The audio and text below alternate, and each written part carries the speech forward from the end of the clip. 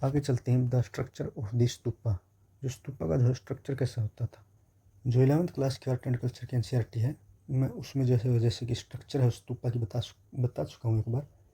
फिर से मैं एक बार आपको एक ब्रीफ जो इसका स्ट्रक्चर होगा कैसे होता है स्तूपा का, वो एक बार इसमें बता दूंगा।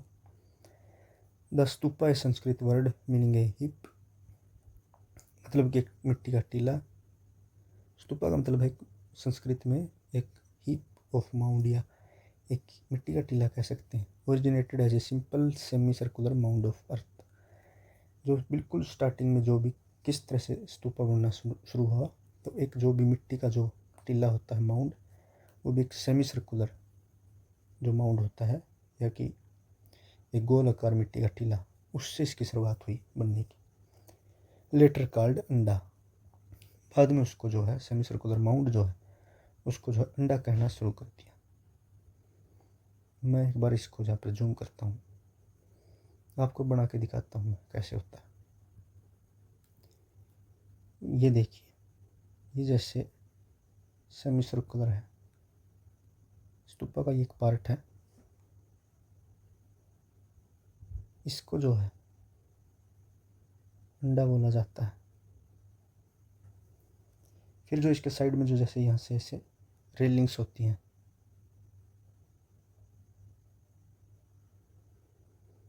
बाउंड्री वॉल कह सकते हैं, इसके चारों तरफ बाउंड्री वॉल्स होती हैं।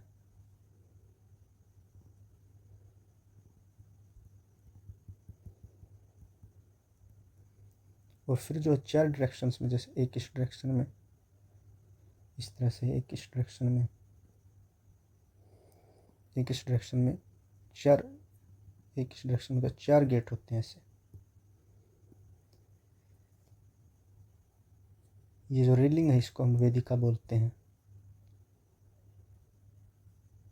जो गेटवेज है 4, इनको हम बोलते हैं तोरणास।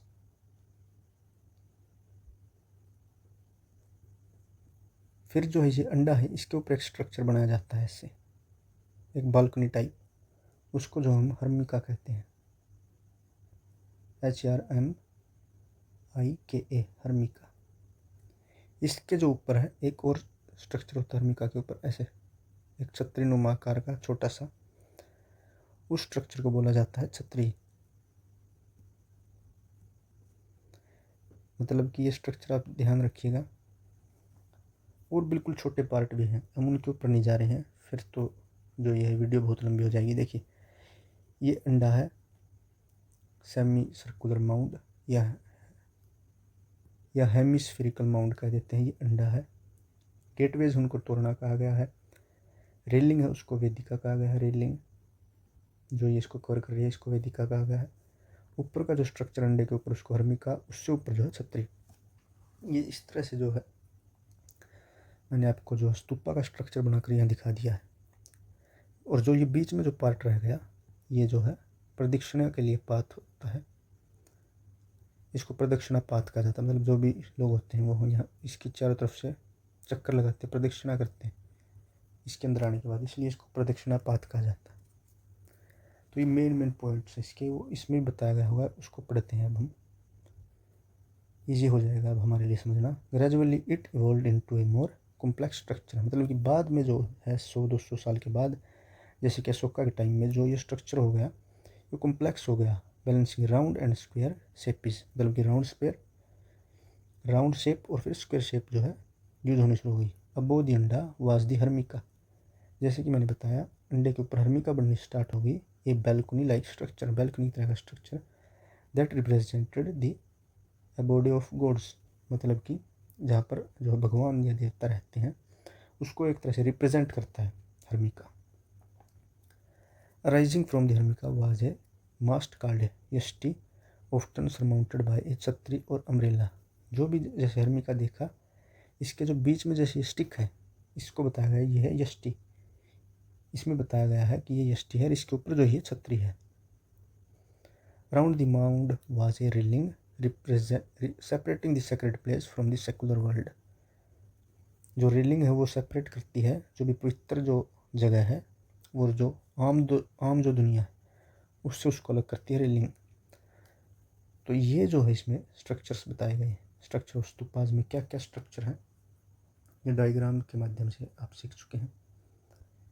अब आगे चलते हैं। ए वोटिव इंस्क्रिप्शन फ्रॉम साची 100 ऑफ स्मॉलर इंस्क्रिप्शन है also found at Bharuch and Amravati. हम देख चुके हैं कि जो लोगों के जो इंस्क्रिप्शंस जो हमें मिलते हैं डोनेशन वगैरह के, इनके ऊपर स्तूपाज के ऊपर। What are the similarities and differences between the plan of the Great Stupa Sachi and the photograph? इसमें पूछा गया कि क्या डिफरेंसेस हैं ग्रेट स्तूपा साची के फोटोग्राफ में या फिर उसके जो है या उसका जो प्लान है बना हुआ जो ये नीचे प्लान दिया गया है उसमें क्या डिफरेंस है वो हम देखेंगे। अब द अर्ली स्तूपा एट साची and Bharhut were plain except for the stone railing. जो साची और भरूच के जो स्तूपा थे स्टार्टिंग में वो सिंपल थे, एक माउंट था और साइडों में रेलिंग थी। विच रिजेंबल्ड ए बैम्बू और वुडन फेंस। जो भी बैम्बू की और या वुडन की फेंस होती हैं उस तरह से जो है स्टोन रेलिंग बनी थी। And the gateways which were richly carved and installed at the 4 cardinal points. जो 4 जो मैंने गेट बताए हैं वो बनाए जाते थे और जो है वो उनको जो है कुरेदा जाता था उन पत्थरों को किसी भी औजार के द्वारा और उनको सजाया जाता था। कार्व्ड, रिचली कार्व्ड का मतलब है कि उनको जो है वर्कर जो होते हैं अपने जो औजार हैं उनके द्वारा उनको सुसज्जित करते थे, सजा देते थे, कुछ कुछ बनाते, जैसे कि स्कल्पचर, हाथी का स्कल्पचर बना दिया कुछ कार्विंग करके। इस तरह से worshipper entered through the eastern gateway and walked around the mount in A clockwise direction keeping the mount on the right. जो भी उस स्तूपा के अंदर आता तो जैसे वो प्रदक्षिणा करता क्लॉकवाइज डायरेक्शन में, राइट हैंड की तरफ जो हम माउंट को रखता और फिर जो है प्रदक्षिणा करता उसकी, imitating the sun course through the sky. Later the mound of the stupa came to be elaborately carved. लेकिन जो बाद के जो लेटर पीरियड के जो स्तूपाज हैं उनके ऊपर जो कार्विंग है वो और भी बढ़ गई। जो खुद स्तूपा है उसके ऊपर भी कार्विंग की गई, तोरणा, रेलिंग्स, इनके ऊपर जो है बहुत एक्सटेंसिव जो तरीका कह सकते हैं, एक्सटेंसिव वे में कार्विंग जो है करनी शुरू कर दी गई। With niches and sculptures as at Amaravati and साजी की डेरी इन पेशावर। जो भी कार्विंग की इसमें जो बात की गई है जैसे स्कल्पचर सेट अमरावती एंड साजी की डेरी इन पेशावर, पाकिस्तान में जो है जो भी हमने स्कल्पचर्स की बातें की, कार्विंग की बातें की, वहाँ पर जो है बहुत अच्छी तरह से देखी जा सकती है। साजी की डेरी में एक स्तूपा मिलता है जो कि पाकिस्तान में है और अमरावती के जो स्तूपा के जो रिमेनिंग्स हैं उनमें स्कल्पचर्स मिलते हैं, उनमें हम जो है आराम से देख सकते हैं कि किस तरह की कार्विंग, किस तरह के जो स्कल्पचर जो है बनाए गए हैं।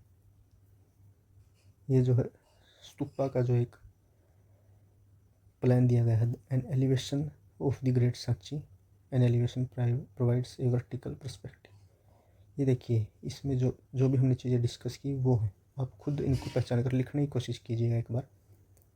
इसके जो सामने एक पिलर भी मिलता है साची स्तूपा के, और किसी स्तूपाज में नहीं मिलता है लेकिन साची के स्तूप हैं उसमें मिलता है। ग्रेट स्तूपा एट साची हॉरिजॉन्टल पर्सपेक्टिव, ऊपर से कैसा दिखता है स्तूपा वो दिखाया गया है। जो ये ऊपर पूछा गया था ये यही है कि इस फोटो में जो कर्विंग्स नहीं दिख रही हैं, लेकिन ऊपर के जो फोटो है उसमें एक्सटेंसिव कार्विंग दिखाई गई है, स्कल्पचर्स दिखाई देते हैं। Discovering stupas the fate of Amaravati and Sanchi. जो हम अब स्तूपाज को कर रहे थे, अब जो इससे आगे जो भी हम करेंगे उसमें जो हम स्तूपाज के बारे में बात, स्तूपाज के स्कल्पचर्स, कार्विंग, इन सब मतलब बिल्कुल डीपली स्तूपाज के बारे में बात करेंगे। Each stupa has a history of its own as we have just seen, some of these are histories of how they were built.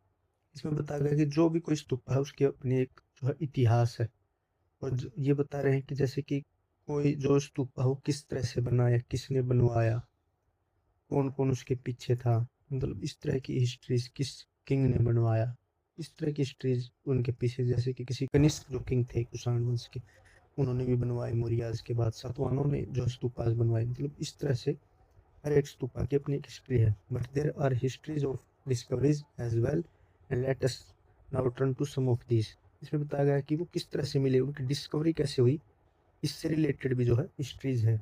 तो उसमें आगे बताया गया कि इन 1796 a local raja who wanted to build a temple stumbled upon the ruins of stupa at Amravati. जो 1976 की एक बात है जब एक जो वहाँ का लोकल राजा था आंध्र प्रदेश के एक रीजन में, वो जो है एक टेम्पल बनवाना चाहता था।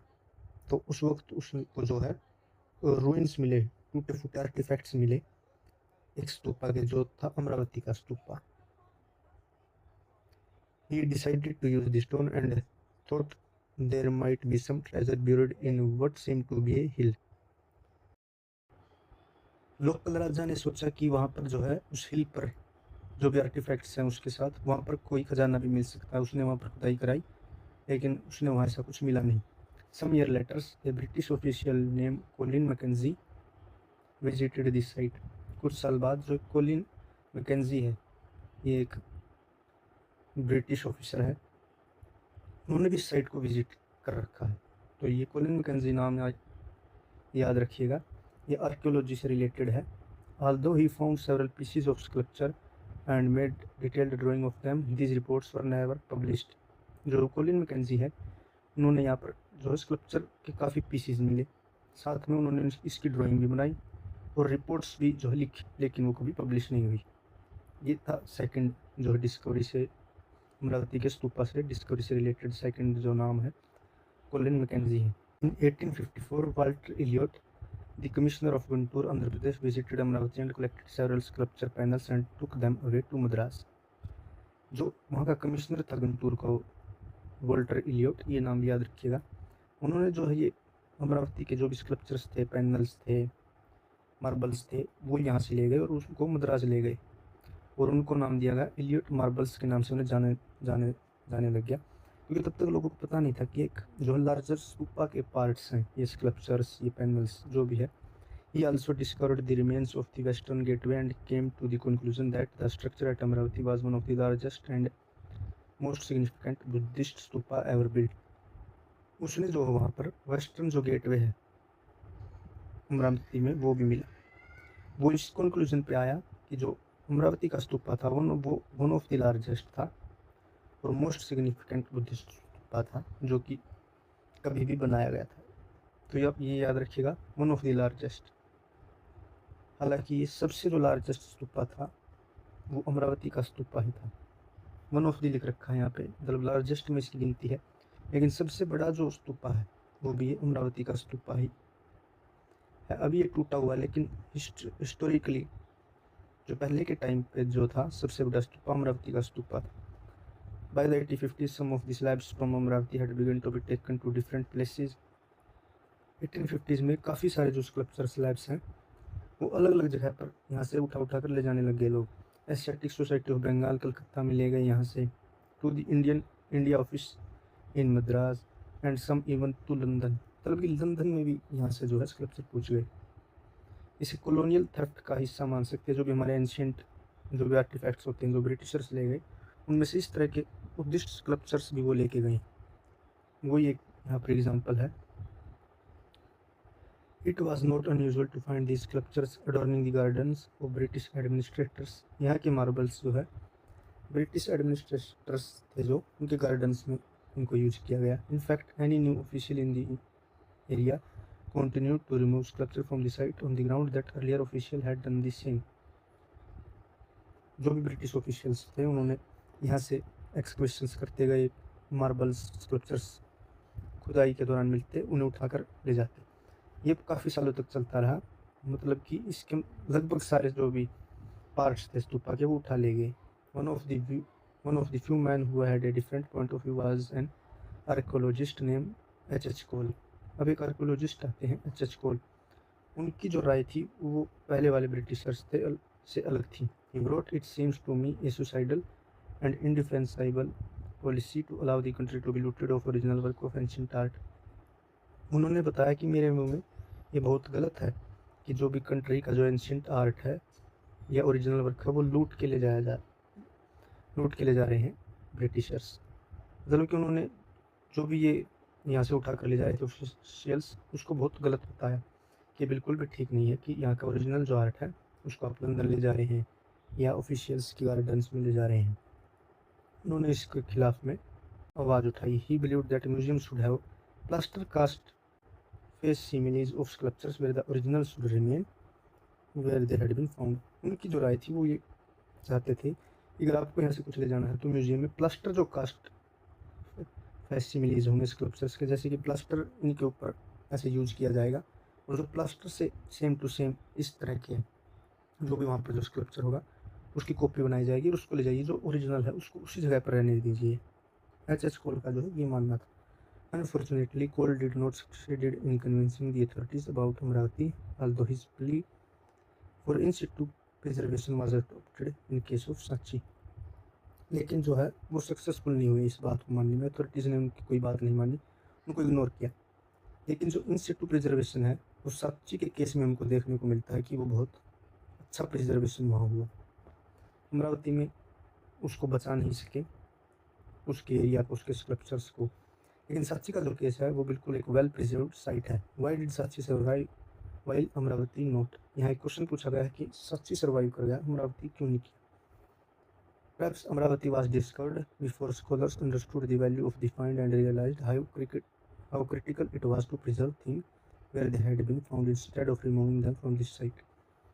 एनसीईआरटी कहती है कि जब अमरावती की साइट मिली तो हिस्टोरियंस हैं, जो भी लोग हैं, उनको इसके इम्पोर्टेंस या वैल्यू का नहीं पता था कि वो कितनी क्रिटिकल है, कितनी ज़रूरी है उसको उसी जगह पर बचाना। उसके बारे में लोगों को तब तक कुछ पता ही नहीं था, मतलब कि उन्हें उसकी वैल्यू का नहीं पता था कि ये स्तूपा भी हो सकता है यहाँ पर, इसको इसी की जगह पर प्रिजर्व करना चाहिए, इसके बारे में किसी ने सोचा ही नहीं।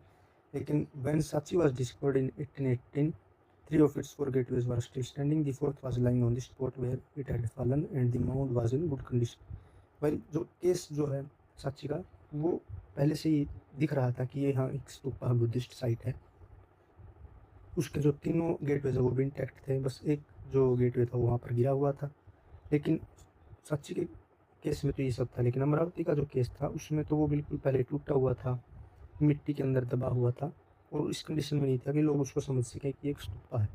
इन so it was suggested that the gateway to be taken to either Paris or London. Finally, a number of factors helped to keep Sachi as it was, and so it stands. लोगों ने तो पहले, मतलब कि British ने सोचा था कि इसके गेटवे को पेरिस या लंदन लेके जाना चाहिए, लेकिन किसी तरह से वो नहीं ले जा सके, या किसी के, हमने पहले देखा कि जो वो बेगम थी, स्टार्टिंग में हमने देखा कि उन्होंने भी काफ़ी एफर्ट्स किए सच को प्रिजर्व करने में, काफ़ी आर्कियोलॉजिस्ट ने इसके अंदर इंटरेस्ट दिखाया, तो उसके गेटवेज को वहाँ पर नहीं ले जाएगा।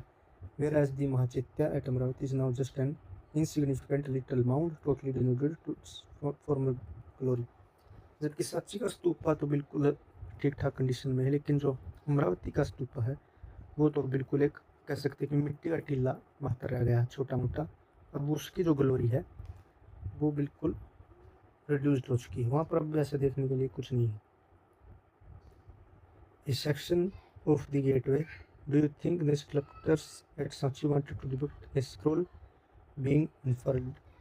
देखिए आप स्कल्पचर्स देखिए साची स्तूपा गेटवे के, साफ साफ दिख रहा है। यहाँ पर एक एलिफेंट दिखाया गया है, लायन दिखाए गए, चक्रा दिखाया गया है, यहाँ पर पिकॉक दिखाए गए हैं, यहाँ पर भी लायन है, यहाँ पर एलिफेंट है, यहाँ पर स्तूपा डिपिक्ट किया गया है, यहाँ पर बुल दिखाया गया है। तो ये देखिए इसमें पूछा गया है कि स्कल्पचर्स जो थे क्या वो चाहते थे कि एक स्क्रॉल, जैसे स्क्रॉल पेंटिंग होती है, जैसे स्क्रॉल के ऊपर बनाया उसे खोलते जाते हैं तो हमारे सामने जो है जो भी पेंटिंग होती है उसके ऊपर बनाई हुई होती हैं वो दिखती जाती हैं।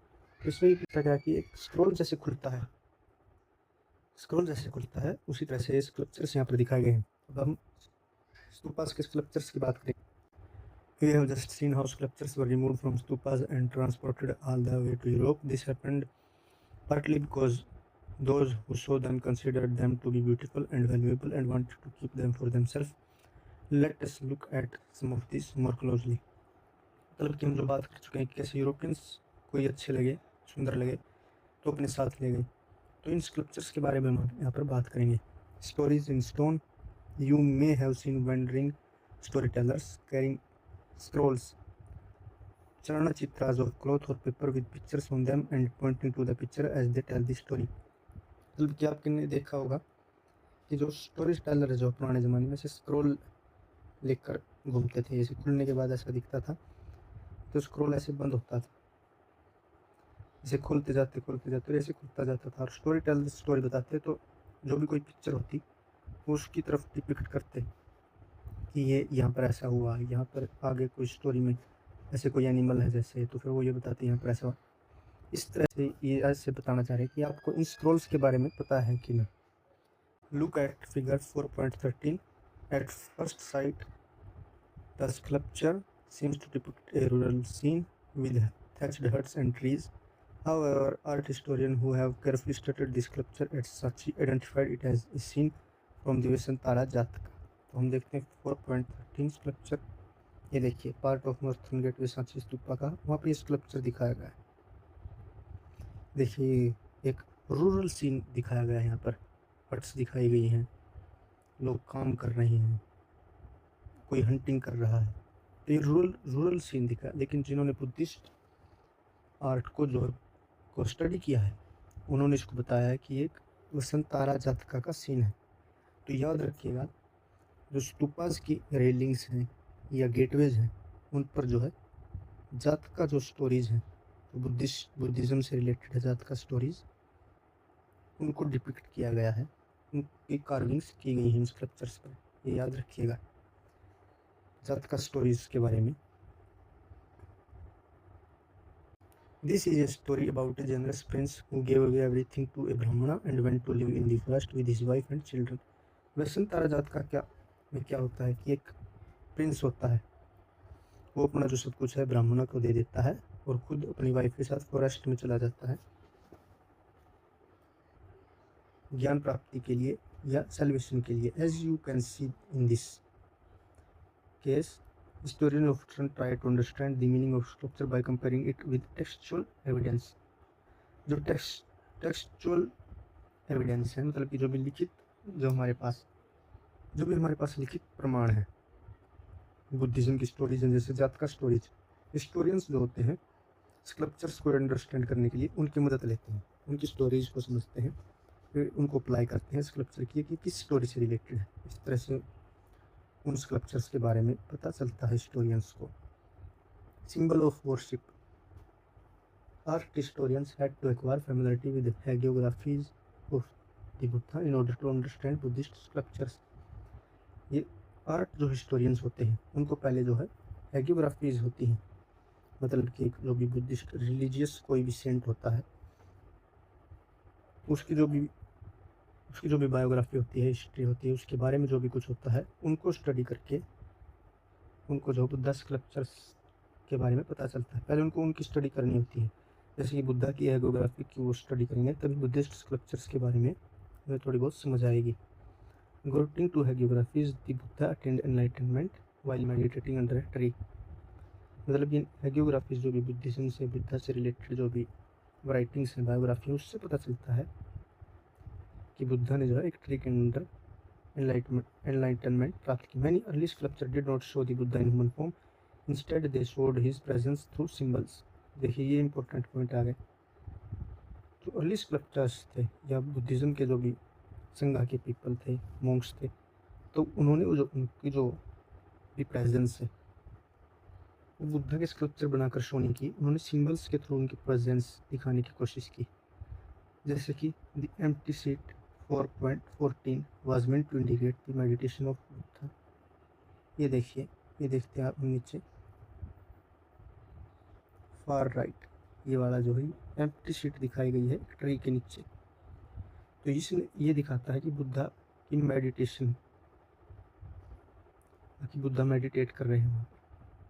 And this stupa 4.15 was meant to represent Mahaparinirvana. और जो फिर जो है स्तूपा जो है, स्तूपा यहाँ पर दिखाया गया है, वो डिपिक्ट करता है बुद्धा के महापरिनिर्वाण को, कि बुद्धा जो है संसार को त्याग कर सल्वेशन प्राप्त हो गया। Another frequently used symbol was the wheel. This stood for the first sermon of Buddha. जो फिर व्हील दिखाया गया है, नीचे ये पिलर है उसके ऊपर व्हील दिखाया गया है, वो दिखाता है फर्स्ट सरमन ऑफ बुद्धा, कि उन्होंने जो धर्म का चक्कर है उसको चेंज कर दिया उनके फर्स्ट सरमन में। Delivered eight Sarnath.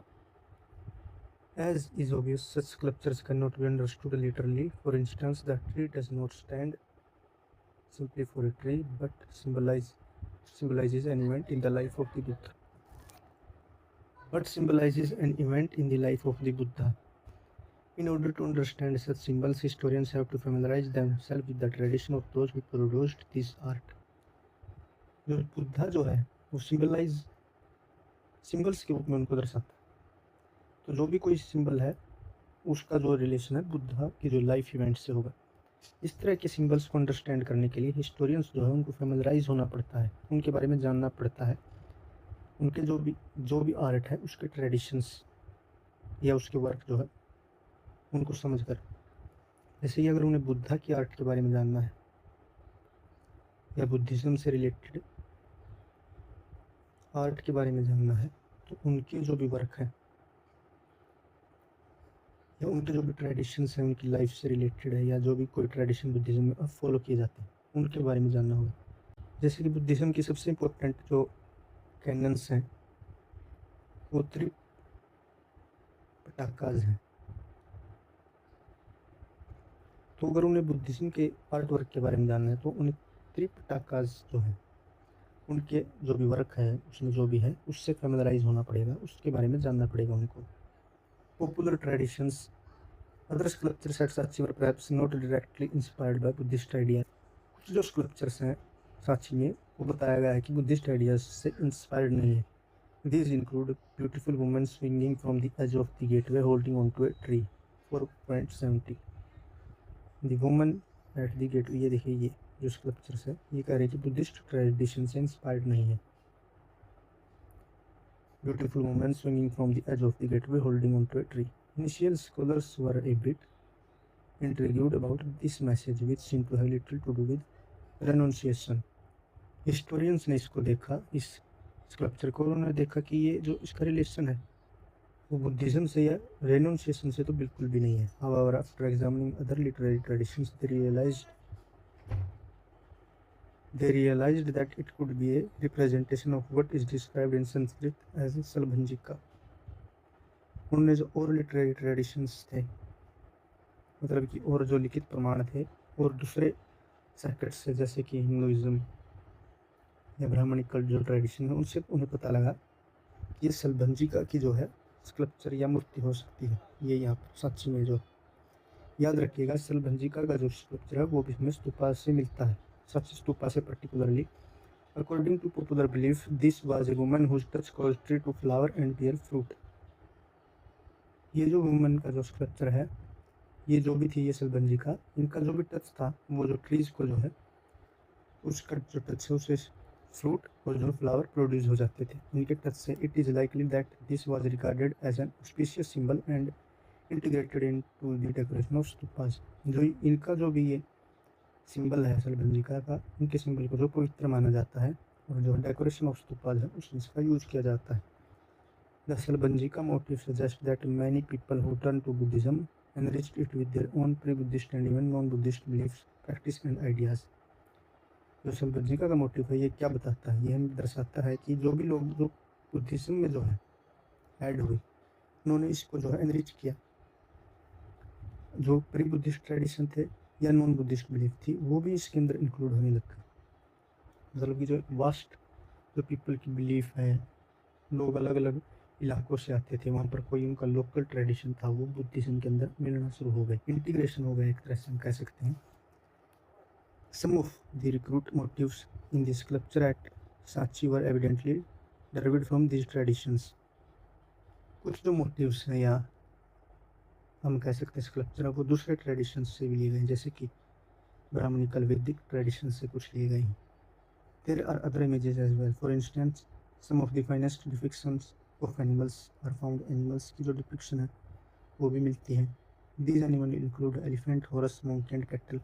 मतलब कि इनका जो स्कल्पचर है वो तो मिलते ही हैं, वहाँ पर मूर्तियाँ इनकी मिलती हैं। While Jataka contain several animal stories that are depicted at Sanchi. Jataka की एनिमल स्टोरीज मिलती हैं। It is likely that many of this animal were carved to create lively scenes to draw viewers.